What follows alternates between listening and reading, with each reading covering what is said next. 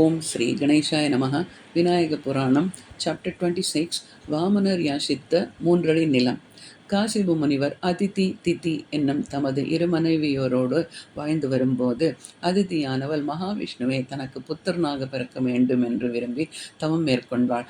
அதை கண்ட திதி தேவர்களையும் விட பராக்கிரமம் வாய்ந்த புத்திரர்களை தான் அடைய வேண்டும் என்று எண்ணினாள்.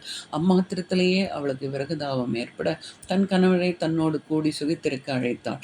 அந்தி நேரமாகிய அவ்வேளையில் அவள் கொண்டுள்ள நோக்கம் நிறைவேறத்தக்கதல்ல என்று முனிவர் எடுத்து சொல்லியும் கேளாமல் அந்த கணத்திலேயே அவள் விருப்பம் நிறைவேறாவிடல் உயிர் போய்விடும் என்று அவள் வருப்பத்தினாள். முனிவரும் அதன் பலனை அவளே அனுபவிக்கட்டும் என்று அவள் விருப்பத்தை பூர்த்தி செய்தாள்.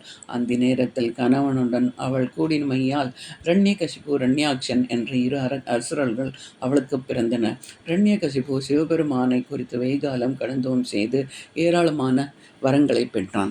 அஸ்திரம், ஆயுதம், பூமி, ஆகாயம், உள், வெளி, இரவு, பகல், உயிர்தினை, அக்ரிணை ஆகியவற்றாலும் தனக்கு மரணம் சம்பவிக்க கூடாது என்ற வரமும் பெற்றான். மேலும் அவன் இரத்தம் பூமியில் விழுமானால் ஒவ்வொரு சற்று இரத்தத்துக்கும் அவனை போன்று ஓர் அரக்கன் உற்பத்தியாகவும் வரம் பெற்றான். இதனால் அவன் சிறுக்கொன்று நல்லொழுக்கங்களை விட்டு மூவலகத்தையும் தனது பராக்கிரமத்தால் ஜெயித்து ஆண்டு வந்தான். தனக்கு மரணமே கிடையாதென்ற மமத்தையில் அவன் தேவர்களை துன்புறுத்தி வந்தான். மகாவிஷ்ணு அவ்வசுரனை வதைப்பது எங்கனம் என்று தெரியாதவராய் வன்னி மரத்தடியில் விநாயக பெருமானை பிரதிஷ்டை செய்து அவரை விதிப்படி ஆராதித்து வரவே ஆனை முகனும் அவருக்கு தோற்றமளித்து, நாராயணா, இரண்யகசிபனை ஒழிக்க உபாயம் ஒன்று சொல்லுகிறேன் கேள். உயர்தினை அக்ரிணை இரண்டாலும் அவனுக்கு மரணம் கிடையாது. நரனும் இல்லாத பிராணியும் இல்லாத நரசிம்மம் உருவம் கொண்டு பகலும் இல்லாது இரவும் இல்லாத அந்த நேரத்தில் உள்ளுமின்றி புறமுமின்றி வாசற்படியில் பூமியும் இல்லாது ஆகாயமும் இல்லாது உன் துடையிலே அவனை கிடத்தி அஸ்திரத்திலும் சேராத உன் கூறிய நகங்களால் அவன் மார்பை பிளந்து உதரத்தை பூமியில் விழாது உறிஞ்சிவிடு என்றான். விஷ்ணுவும் அவரை பணிந்து அவர் ஆசி பெற்று இரண்யகசிபனை நரசிம்ம அவதாரம் எடுத்து கொன்றார். அவனுக்கு பின் ஆட்சிக்கு வந்த இரண்யாக்ஷனையும் மகாவிஷ்ணு வராக அவதாரம் எடுத்து வதம் செய்தார். பின்னர் இரண்யாக்ஷனுடைய புத்திரனான விரோச்சனன் அரக்கர்களுக்கு அரசனானான். அவன் சூரியனை குறித்து தவம் இயற்றி அவன் அருளால் சுவர்ணமயமான கிரீடம் ஒன்றை பெற்றான். அதனை தரித்து கொண்டிருக்கும் வரையில் அவனை எவ்வித ஆபத்தும் நெருங்காது. 3 லோகங்களையும் ஜெயித்து ஆட்சி புரிந்து வரும் பாக்கியம் அவனுக்கு கிட்டும். ஆனால் கிரீடம் இல்லாத அவன் தலையில் பிறரது கைப்படுமானால் அந்த கணமே அவன் தலை பல சுக்குகளாக வெடித்து சிறிது தெரிவிடும். இவ்வாறு சூரியனிடம் வரம் பெற்று திரும்பிய விரோச்சனன் 3 லோகங்களையும் ஜெயித்து 8 திசையிலும் தன் ஆட்சியை பரப்பினான். பிறரால் ஜெயிக்க முடியாது அவன் வரம் பெற்றிருப்பதைக் கண்ட தேவர்கள் விஷ்ணுவிடம் ஓடி சென்று சரணடைந்தனர். விஷ்ணுவும் அவர்களுக்கு அபயம் அளிப்பதாக கூறினார். தேவர்களுக்கு அபயம் கொடுத்த நாராயணனும் அழகிய பெண் வடிவம் கொண்டு விரோச்சனன் முன்பு எதிர்பட்டார். விஷ்ணு எடுத்திருந்த மோகன வடிவை கண்டு மயங்கிய விரோச்சனனும் அவரது மாயை உணராது தேவலோக மங்கையர் யாரோ என்று எண்ணி அவரை நெருங்கிச் சென்றான். விஷ்ணுவும் அவனை மகிழ்ச்சியோடு வரவேற்று அவன் உள்ளத்தில் விரகதாபம் ஏற்பட செய்தார். காமத்தில் வசப்பட்ட விரோச்சனன் அவர் இழுத்த இழுப்புக்கெல்லாம் வந்து கொண்டிருந்தான். அசுரேந்திரா, உன்னை அடையும் பாக்கியம் எனக்கு கிட்டியிருக்கிறது குறித்து என் மகிழ்ச்சியை அளவிட்டு கூற முடியாது. ஆயினும் நான் வெகு நாட்களாக ஒரு உறுதியை கடைபிடித்து வருகிறேன். எண்ணெய் ஸ்நானம் செய்த பின்னரே ஆடவருடன் கூடுவது. ஆகவே எண்ணெய் ஸ்நானத்தை முடித்துக்கொண்டு விரைவில் வருவாயானால் உன் விருப்பத்தை நான் பூர்த்தி செய்ய முடியும். நீ விருப்பம் கொள்வதாயிருந்தால் நானே உனக்கு எண்ணெய் ஸ்நானம் செய்விக்கிறேன் என்றார் மோகினி உருவில் இருக்கும் விஷ்ணு.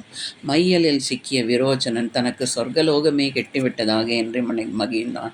தலையில் அணிந்திருக்கும் கிரீடத்தை கழட்டி வைத்து ஸ்நானத்துக்கு தயாராக அமர்ந்தான். விஷ்ணு எண்ணெயை தலையில் தேய்க்க அவன் தலையில் கை வைத்த மாத்திரத்திலேயே அவன் தலை சுக்கு நூறாக விடுத்து சிதற விரோச்சனன் அழிந்து போனான். அடுத்து அவன் மைந்தன் மாவலி அரசர்களின் அரசர்களாக பட்டம் பெயற்றினான். அவனும் பரமசிவனை குறித்து கடந்தவும் செய்து ஏராளமான வரங்களை பெற்றான். ஒரு சமயம் அவன் தமது குருவாகிய சுக்கராச்சாரியரை வரவழைத்து அவரை பலவிதத்திலும் உபசரித்து பின்னர் கேட்டான்.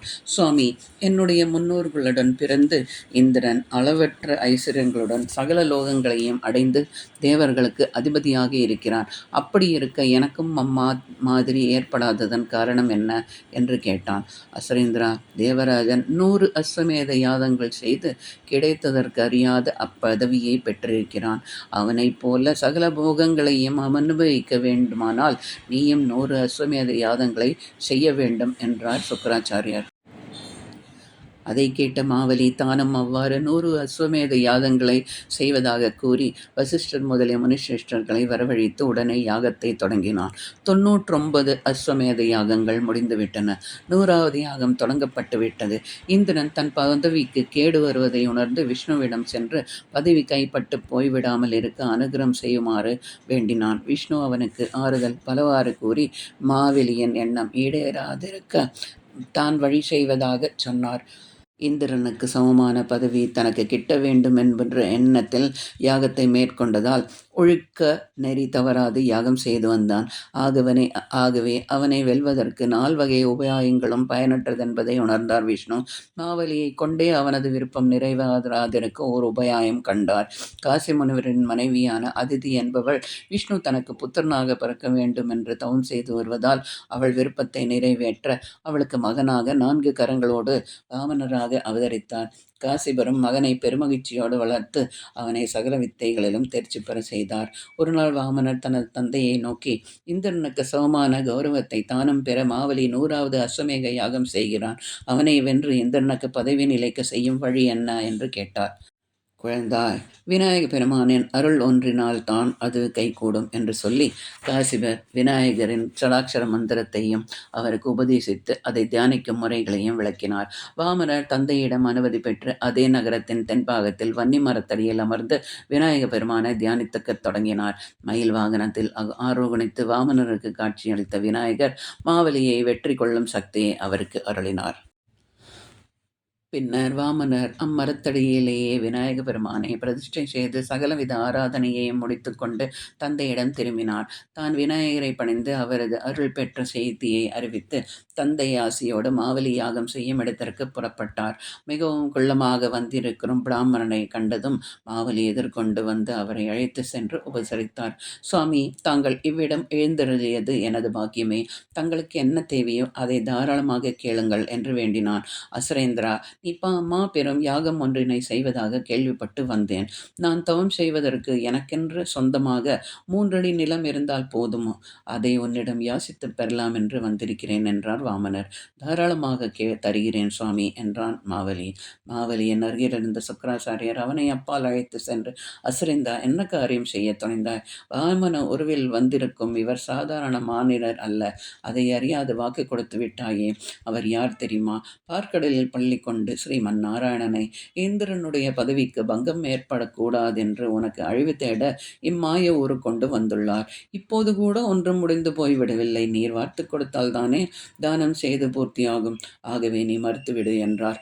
அதை கேட்ட மாவலி, சுவாமி, வந்திருப்பவர் நாராயணன் என்று கூறுகிறீர்கள்.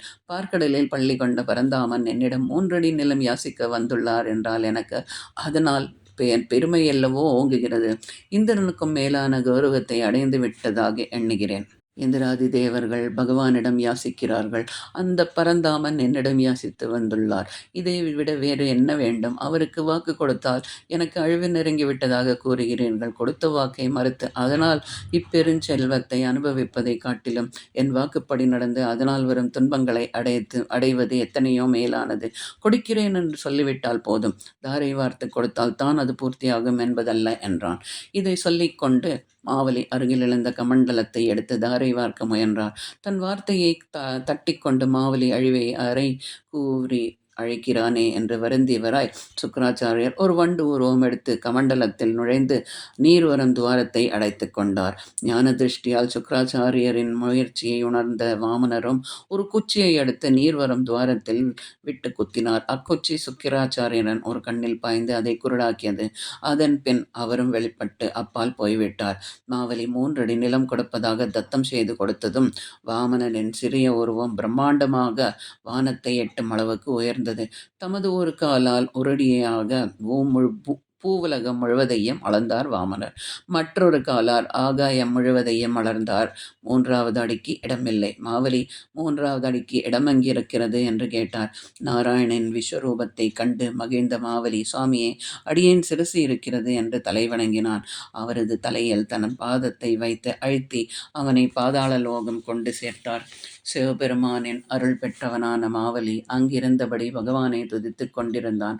பிரம்மதேவன் வன்னி பத்திரத்தின் மகத்துவத்தை விளக்க இன்னும் ஒரு விருத்தாந்தத்தை சொல்லத் தொடங்கினார்.